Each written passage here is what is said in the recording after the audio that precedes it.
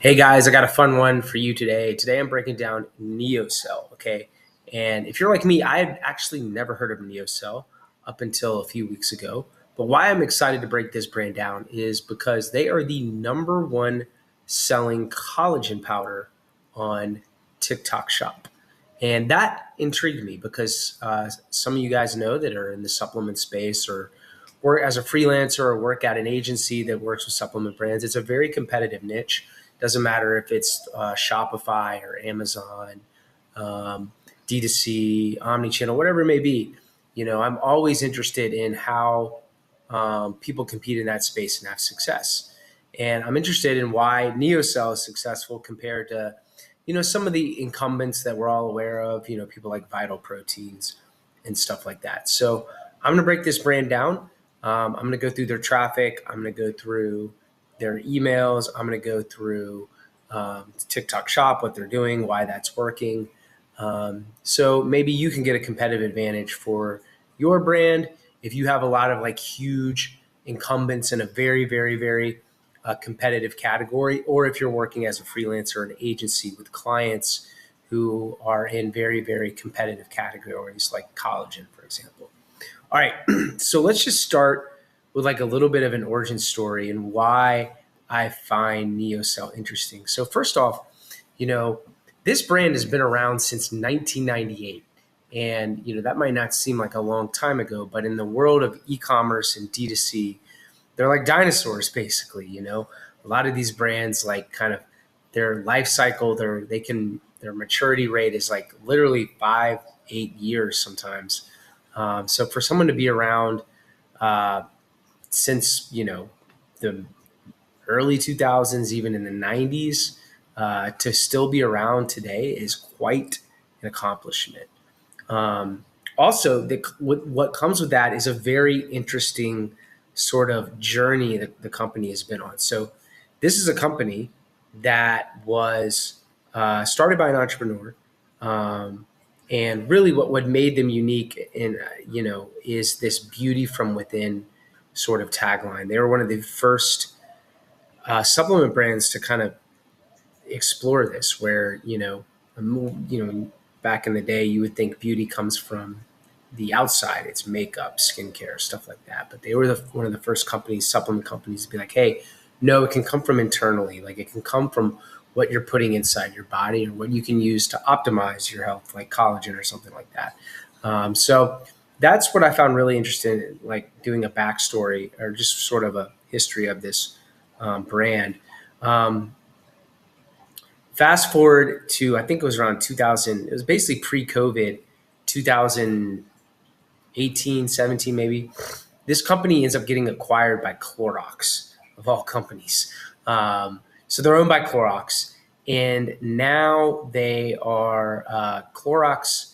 Uh, I guess acquired it in a roll up of a couple different brands, but in 2024, Clorox sold off its entire supplement line of or supplement line of their businesses.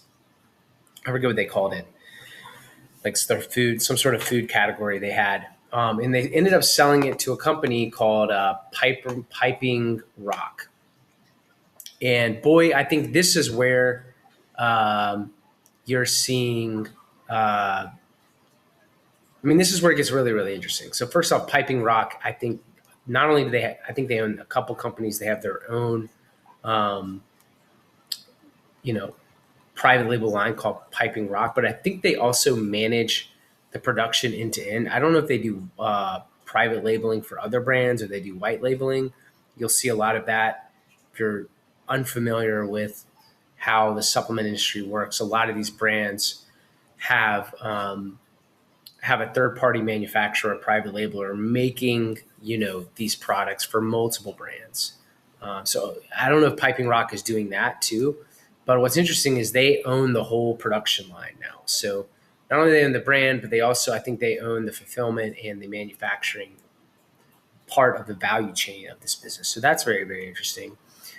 Another thing that's very interesting is I think that they understand how to market this better. I think they are sort of the really the driving force behind this success on TikTok Shop. Okay, and you see it. I tried to go to NeoCell site. They didn't really show much about it, but you can see on Piping Rock's site they have this TikTok click-through creator agreement already in the footer of their site. So this is a very sort of a tell that TikTok is really a part of their strategy, not probably just for NeoCell, but probably for a couple of their companies that they own. So, okay. So let's break down why they're so successful. And I think it really just comes down to, there's a couple different things. I do think that the product is really, really good. I went through a lot of the TikTok videos of NeoCell, and you can do it yourself. And it shows that it like dissolves really quickly. It dissolves clearly, like invisibly. It has a neutral taste. They're very transparent about their ingredients. So these are things that like every supplement brand needs to get right in 2026. But again, these are just sort of the basics that I think they got right. But I think after that, where they're successful is they have a very high affiliate commission, I believe. I think it's somewhere rumored to be around 25-30%. So you go to their TikTok shop, these people start promoting NeoCell collagen. They sell it for, $30. You do, $30 times 0.3, each time a sale happens, that's $9. Okay. That's pretty significant if you're a TikTok creator. So if you come up with a video that goes viral, hundreds of orders come in, it adds up. So that's what I think they're really, really doing. They have it's a very competitive niche. They have a good product in the niche. I'm sure they did a lot of traction to get started, but I think what's really driving their success on TikTok Shop, and I think this is true for a lot of products on TikTok Shop, is they have that high affiliate commission. Okay. Outside of that, let's see what else they're doing. So let's go to their site, NeoCell. It's a pretty good tech stack here. So this is a Shopify store. They use Klaviyo for email marketing. They're using Revo, I think, for their loyalty. They do a lot of they're big on their loyalty program, and the site's really well done. I think it gets about 100,000 visitors a month. So this is a very, very solid D2C business. You don't see this much in omnichannel. Like I don't go to Target and see this like I would say Vital Proteins. Let me see if I type in collagen powder where they show up on Amazon. You can see this is a very competitive niche on Amazon. And you have brands like Further. You have Vital Proteins ranked very high. I don't even see them on the front page, actually. Here they are. Okay. So they're on the front page, not sponsored. And I'm wondering if just this TikTok organic traffic that they're getting is driving up the Amazon listing. So it's just very interesting. I love finding out how people compete and how like different channels can bump up other channels, because as you can see, this they're not like putting a lot into it. They're not trying to rank number one here, like Further, for example. They're not bidding on any sponsored ads like NutriCoast or Brian Johnson's new brand. They're not doing any of this. Arma is a brand that's really taken off lately. So it's cool to see that. It's cool to see that they're still ranking organically number one. But yeah, so it's a decent size. I don't know like much about their retailer presence. but it's a decent sized D2C store, 100,000 visitors, probably a pretty profitable, cash flowing Amazon business that's not you know spending a bunch of money on paid ads, and again in a very very competitive market, like collagen peptides, where you've got again these people like Vital Proteins at the very top.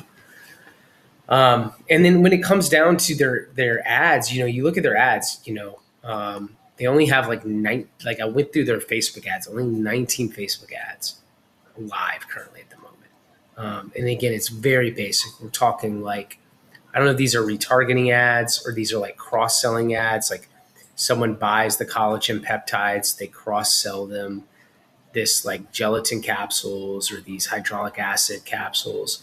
But there's a lot of user generated content, sort of UGC ads around the collagen peptide. Okay. Let's see this one.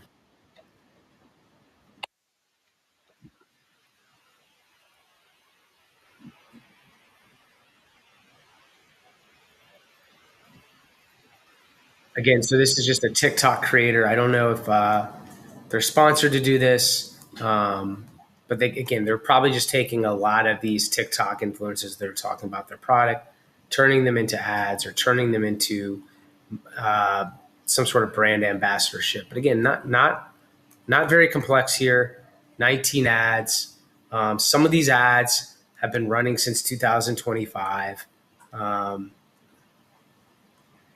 Let's see, we got, yeah, literally, this one's been running since November 17th. This one's been running since December 10th. So, and the reason I'm showing you guys this is because, we break down a lot of very, very successful brands. They have big teams. They have, sometimes they're venture backed and they're doing a lot of things, but sometimes you can sort of set these businesses up. It doesn't have to be complex. You just have to find one channel and do a couple other channels well. Here's an example of NeoCell. What I found very interesting too was their Facebook ads. There's less Facebook ads or meta ads than there are Google ads. I normally don't see that. I normally see brands having, if they have 100 meta ads live, they might have 50 Google ads live or something like that. But again, it's a lot of sort of, I think this is retargeting, dynamic pricing. Um, I don't know if they're like advertising piping rock on the same pixel, but really interesting to see that there's not, I did find that to be interesting. Now, when it comes to their emails, um, again, their email is, there's nothing really great about amazing about their email marketing. I mean, we're talking again, so they're using Klaviyo as their CRM. Um, we're talking maybe 50 to 60 emails a year. Okay, I went through all of their emails in 2025, so under five a month. Okay, um, they are heavily promotional. Okay, in January 2012, it was this. These are all promotional emails. 2025 February, all promotional. March 2025, all promotional. May, promotional, promotional, promotional, promotional. Um, all they send is promotional and loyalty emails. Sometimes they'll send these loyalty based emails. Okay, so not even uh, not even really doing anything crazy. Okay, when I break down, for example, I think the last brand I broke down was Salt and Stone, which is they're not in supplements, but they're in beauty. I mean, these guys did like 20 different angles. Okay. They had a very thorough omni-channel strategy. They're in retail. They do Facebook ads well. They do UGC well. They do Google well. Um, these guys, it's like, it just goes to show that, you don't have to do everything exceptionally well. And I think they're rumored to be doing, this brand is rumored to be doing over $20 million, probably even more. I tend to be conservative with these speculations, but I've heard they're doing millions and millions a month just on TikTok Shop alone. So it just goes to show, you don't need to be doing crazy Facebook ads. You don't need to be having like anything complex, email marketing strategy or Amazon strategy. Now, there's a lot of opportunity, don't get me wrong, to increase. I mean, they're only sending 60 emails a year. They could be sending, double or triple that, and expand out the angles, and instead of just sending promotional emails all the time. So they could do that. They could probably build out their Amazon presence more, build out their brick and mortar presence more. So there's a lot of things they can do, but it just goes to show you don't need to do everything well. Sometimes you could just do one thing well by getting number one on TikTok Shop and still have a multi-million-dollar D2C brand in a category this is the when it doesn't get more competitive. Collagen peptide powder, maybe protein powders. You know, back in the day, it was like apple cider vinegar, Garcinia cambogia. I remember it was this like supplement you would take for fat loss that was the most competitive niche. But these supplement niches, they're always extremely competitive. It just goes to show there's a lot of different ways to succeed in this space. So thanks again for watching this breakdown. Hope you enjoyed it. It was a new one for me. And yeah, stay tuned for the next one. We'll have a bunch of new breakdowns coming soon, and I'll see you guys next time. Thanks again.